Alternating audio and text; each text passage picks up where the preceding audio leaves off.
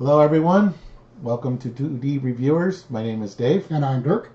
And today we are going to look at the Age of Apocalypse campaign box hero cards, but not the villain cards. Why is that, Dirk? Because I do not like to know who the villains are before I play them. I really like the surprise that comes with finding them out in the middle of a game. So I will do a follow-up videos on my own going over the villain and the encounter cards. But for today, we are going to look at the hero cards. So I thought this was going to be an X Factor release, but it is not. It's more X-Men and X-Force cards. So that's cool. So one of our heroes is Bishop. So his alter ego is Lucas Bishop. He's got a recovery of 4. He's a mutant with a temporal. He's temporally displaced. As a response, after you change to this form, add a temporal card in your discard pile to your hand. Okay.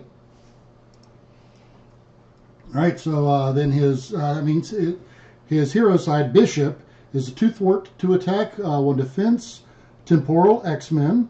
He has energy absorption, so that's a response after he takes any amount of damage from an attack. Discard an equal number of cards from the top of your deck. Oh, wow, he likes to mill his own deck. Okay.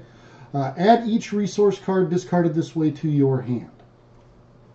Does he play with extra resources? Okay. Speaking there of, we go. So here's a signature resource, stored energy, which produces an energy and a strength. Ooh, these can come in handy. Okay, then we have his first ally here. His signature ally is Malcolm, who is 3 cost, 1 thwart, 2 attack. He's also temporal, an X-Men. And as an action, you can discard a resource card from your hand to ready him. If that card had a printed strength icon, he heals a damage. So there's a use for that card already. And he has a second signature ally, Randall. 3 cost, 2 thwart, 1 attack, 3 hit points, temporal X-Men. Discard a resource card from your hand, ready Randall. If that card has a printed energy icon, heal 1 damage from Randall. Ooh, so I like this. He gets to heal his allies, and they don't do like a lot of times you'll see that where they take 2 and then they heal one of them. They can just heal outright and stay out for a while. So that's pretty good. And you could Voltron these guys. I don't know. I'm still trying to wrap my head around the whole Voltron strategy. Okay. Go ahead. You want to read this one? Okay, so here we've got a 2 cost upgrade. It's Bishop's Rifle. It's a temporal weapon. This one has the restricted keyword, so you're limited on how many of these restricted items you can play. But he's got, as an attack, you can exhaust Bishop's Rifle and choose an enemy to deal 1 damage to that enemy. And for each resource card in your hand, this attack gains ranged. So for each resource it gains range? No. Deal 1 damage to that enemy for each resource. Oh, okay. Wow. I guess punctuation helps. Okay. And it's ranged. Okay. And then we have Bishop's Uniform, 2 cost upgrade. Response after resolve Bishop's energy absorption, which is when he defends. Ability, exhaust Bishop's Uniform, heal 1 damage from Bishop for each resource card in your hand. So you could conceivably negate the attack that you just took. If you get enough resource cards. Okay. So he loves resource cards. Okay, then we have a 0 cost upgrade, the Supercharge. It's a superpower. As an action, discard a resource card from your hand to place 1 charge counter here for each resource icon on that card. So the dual resources earlier definitely help. As a hero interrupt, when you make a basic attack, discard Supercharge, and you get +2 attack for this attack for each charge counter to a maximum of +8 attack. So he can take 4 charge counters. Oh, that one's nice. Yeah, let's throw it with shawarma. Yeah. Concussive Blast, 3 cost event. It's an attack, superpower, hero action attack. Deals 6 damage to an enemy. If you paid for that event with a resource card, ready Bishop. Okay. Okay, then we have here we have Cable now as an ally in this set. So he's a 4 cost, 2 thwart, 3 attack with 2 consequential. After Cable thwarts and defeats a side scheme, draw a card. So here's Cable playing with the side schemes again, although it's not player specific in this case. And then we have X-23 as an ally. 3 cost, 1 thwart, 3 attack, 3 hit points. Response. She's X-Force. Response. After X-23 attacks and defeats an enemy, ready her. Okay. Legion. We are Legion. Okay, so Legion is a 3 cost ally with 1 thwart and 1 attack. He's a psionic X-Men. He's got a response that after he uses a basic power, discard the top card of your deck. If that card's a printed resource, or card's printed resources are energy, he deals 2 damage to an enemy. If they're mental, he removes 2 threat from a scheme, and it does not limit which scheme you can do. That's important. And if it's strength, he heals 2 damage from Legion. So this one definitely feels like this one's kind of aimed a little bit more toward Psylocke. And then we have Morrow, a 2 cost ally, 1 thwart, 2 attack, 2 hit points. Play only if you have the X-Force or X-Men trait. After Morrow enters play, deal 2 damage to an enemy. Okay. We have the Advanced Suit, which is a 0 cost upgrade. It is an armor item. You can attach it to an X-Force or X-Man ally, max 1 per ally. So as a response, after the attached ally defeats a minion or side scheme, discard 1 card from your hand. Heal 1 damage from the attached ally for each resource on that card. So there's another way to keep allies around a little bit longer. Continuing with that Voltron idea. Yeah. Sidekick. 1 cost upgrade. Attached to an identity-specific ally you control, max 1 per deck. Attached ally gets +2 hit points and is your sidekick, in quotes. Response. After you make a basic recovery, heal 2 damage from attached ally. So I can already see this with signature allies like Captain Marvel from Spider-Woman's deck or Vivian from Vision's deck. Those would be a couple that could be good sidekicks. Oh, yeah. Okay, and since it's leadership, I mean, there's all kinds of sidekick material in leaderships. Here we have Side by Side, which is a 2 cost event. It's a hero action. You ready your sidekick, so we're playing with sidekick still. And then if you ready your sidekick, and then you get to ready your hero and choose one. Heal a damage from both characters, or they both get +1 thwart and +1 attack until the end of the phase. So, like, give Quicksilver a sidekick. Yeah. There Well, you yeah. go. Well, it's going to be Scarlet Witch in that case, but yeah. Yeah. All right, and then the second hero we have is Ileana Rasputin, 3 recovery, mutant mystic. So we get to play with the mystic cards again. Interrupt. When you change to hero form, choose a spell in your discard pile and put it on top of your deck. Limit once per phase. Okay, and so her hero side is Magik, and Magik thwarts for 1, attacks for 2, and defends for 2. She's a mystic and an X-Men. And you play with the top card of your deck face up, so you always get to know what that card is at all times. So kind of nurse one of my favorite allies a little bit. I really like Atlas Bear, who kind of gets to do the same thing, but, this is still, it's just a better way to do it then. And then once per phase, you may play the top card of your deck as if it were in your hand, reducing its cost by 1. So you not only get to know what it is, but you can play it for cheaper. All right, Limbo. 1 support. It's a dimension, so it's a new keyword.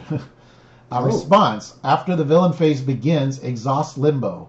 Swap a card in your hand with the top card of your deck. Action. Exhaust Limbo. Swap a card in your hand with the top card of your deck. So you can do it during the hero phase, but if you don't, if you don't do it during the villain phase, then you have to. No, it's not a forced response. So you could choose to. So you have the option of doing it in the villain phase, and if you don't, then you can do it in the hero phase. It appears. Okay. So we have a 2 cost upgrade here. It's Magik's Crown. It's an item. It gives her steady, so that's nice. while the top card of your deck has a mental or a wild resource icon, she gets +1 thwart. And then she's got mystical armor, which is a 1-cost upgrade. Magic gains retaliate. While the top card of your deck is an energy or wild resource, Magic gets +1 defense. So there's the defense version of that other card. Okay, she also has the Soul Sword, which is again a 1-cost upgrade. It's a weapon. It is restricted, which I'm starting to see that more. It feels like we're seeing that more and more now. But Magic's base attack gains piercing. And while the top card of your deck has either a strength or a wild resource icon, she gets +1 attack. Kind of got a little Psylocke feel there a little bit. Just a little bit, yeah. Although she's not discarding them, she's actually playing them cheaper. So. Then she's got a Stepping Disc, 1-cost event. Superpower, hero action, ready your hero, choose a Magic card in your discard pile not named Stepping Disc, so she probably has more than one, and put it on top of your deck. Okay, next we have Scrying. It's a 0-cost event. It's a spell, so now we're getting down to the spells. So as an action, look at the top 3 cards of your deck, draw one, discard one, and put one back on top of your deck. Okay, so you can control which card goes on top of your deck there. That's nice. And of course, we got her brother, Piotr, Colossus. 3-cost ally, 2 thwart, 2 attack, 3 hit points. He's an X-Men, comes in with toughness. When an enemy attacks you, play Colossus from your hand, paying his resource costs, and declare him the defender without exhausting him. So it's kind of got a little Pip the Troll kind of action going. Ooh, yeah, but that being able to come out without exhausting, that's right. Nice. And you could, he loses the toughness, but he would still be able to thwart or attack on the turn you play him, which is always nice.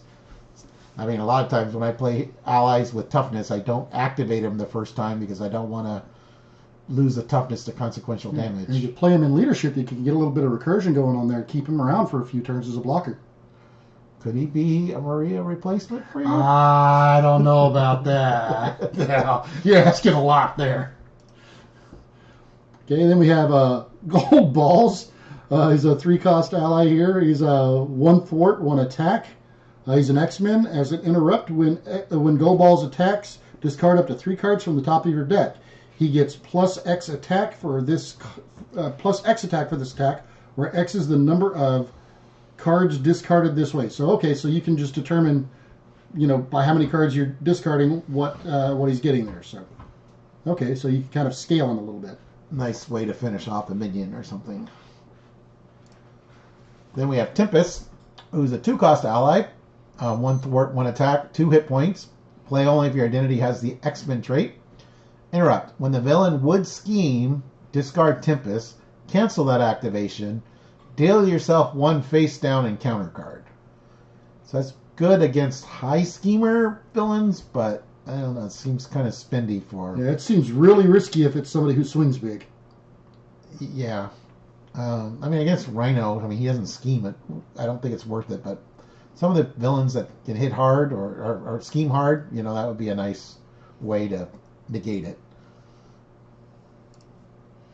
Okay, then we have Blood Rage here. It's a 1-cost upgrade. Condition, max 1 per player. As a response, after you defeat an enemy with a basic attack, you can exhaust Blood Rage and take 1 damage to draw a card.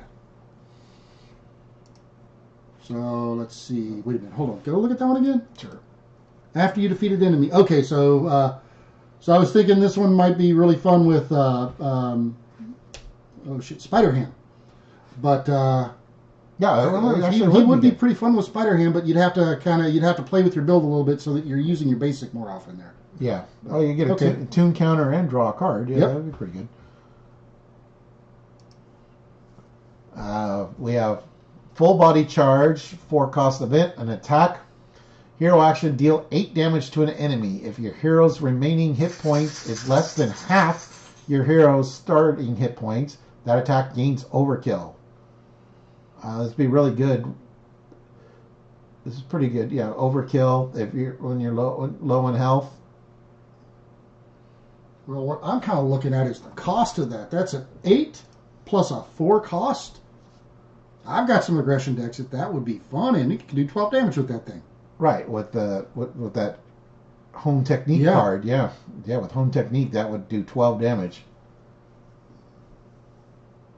12 damage with overkill if your health is down there. All right, we have a 1-cost upgrade, test the defense, max 1 per player. Response: after you play an attack event, place 1 test counter here. If there are at least 5 test counters here, discard this card and deal 5 damage to an enemy. That's pretty good. A nice way to build up some damage. Yeah, kind of save it up for when you need it. Right. Yeah. It's kind of like Captain Marvel's energy field, in a way. Yeah, and I like that. So it's not taking up room in your deck either, so you can have it out there for when you need it. All right. So then we've got a 0-cost upgrade. It's the Blood Gem. It's an item. Play only if your identity has the Mystic trait. Max 1 per deck. So not 1 per player, 1 per deck. So it's a resource. You exhaust Blood Gem, and it take 2 damage to generate a wild resource. So, okay, so it's a little bit of a pain resource, but still, it's a wild resource on a stick. Yeah, now maybe Doctor Strange can actually be a playable character, right? Yeah. Oh, because he was so unplayable before. All right. Then we have a basic spell, 2-cost event. Play only if your identity has the Mystic trait. Hero action. Choose 1. Heal 3 damage from an identity. Remove 3 threat from a scheme. Deal 3 damage to an enemy. Okay, this might be my favorite card name from the set. Because it's so basic? Because it is a basic spell. Yep. And it's got some good versatility, too. It does. No, it does. It does look like it's a pretty good card. So, one of the fun things is, they brought back the silhouettes. So these are the 4 heroes that haven't been announced yet. I think the third one here is probably Nightcrawler, because you can see the pointed ears. And I don't see a tail anywhere, though. well, yeah, but he's sitting Well, in yeah, a chair. because of the way he's sitting, it's kind of hard to see it. I don't see this. The trench coat and the cell phone kind of screams Jubilee, but I mean, I haven't read Marvel comics in quite a while, probably since like the 90s, so I don't remember ever having a hairdo like that. Yeah, if it's Jubilee, it's a Jubilee with a haircut I haven't seen her in. This guy here on the right might be Havoc, maybe.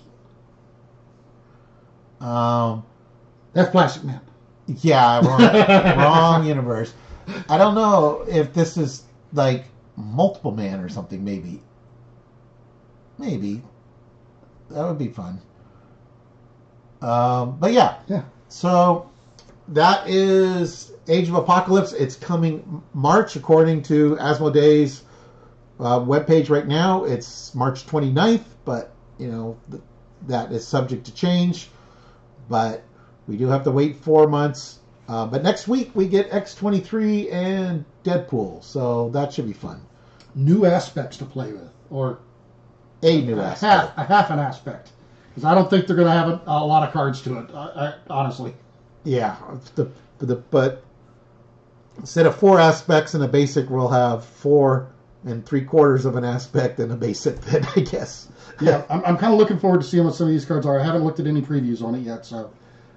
All right. Well, anyways, that is the Age of Apocalypse preview article. Today is the November 3rd, and it came out on November 2nd. So, yeah. All right. Anyways, please like and subscribe. Until next time, we'll talk to you later.